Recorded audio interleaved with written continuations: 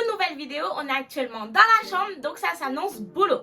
La dernière vidéo que j'ai faite, c'est la vidéo sur mon option en P2 médecine. J'espère que vous l'avez vue. Aujourd'hui, on se retrouve pour la première vidéo de tout savoir sur les UE en P2 médecine. J'ai fait une fiche comme d'habitude pour qu'on soit cadré en fait.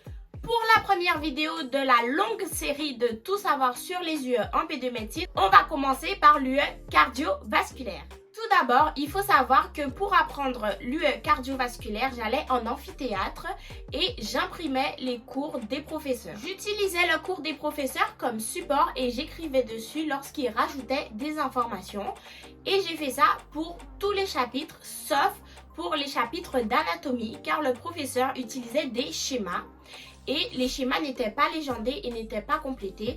Donc pour l'anatomie, j'utilisais les Ronéo de l'année dernière.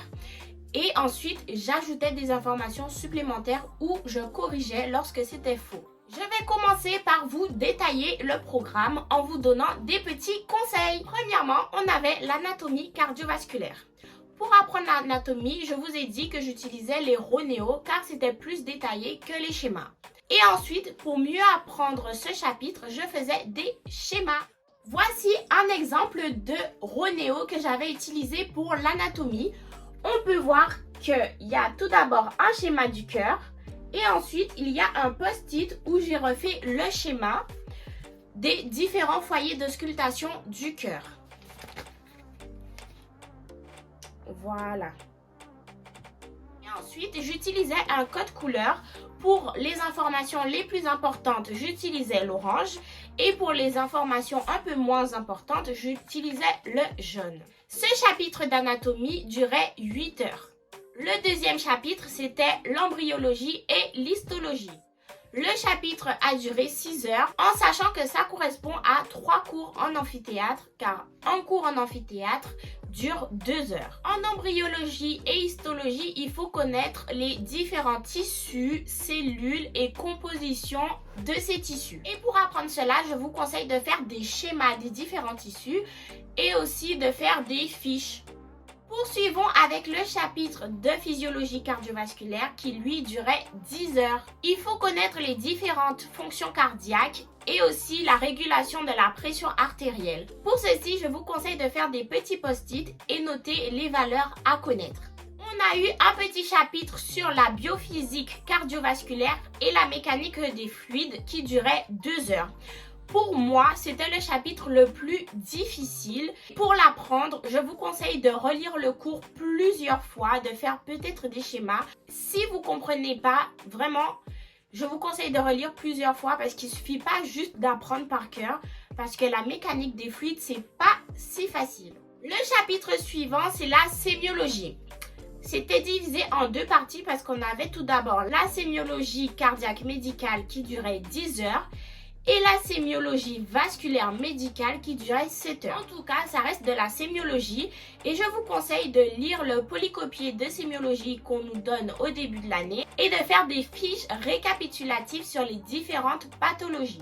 Vous pouvez faire des fiches sur l'examen clinique en détaillant les différentes étapes sur la dyspnée ou sinon des fiches sur la thrombose par exemple.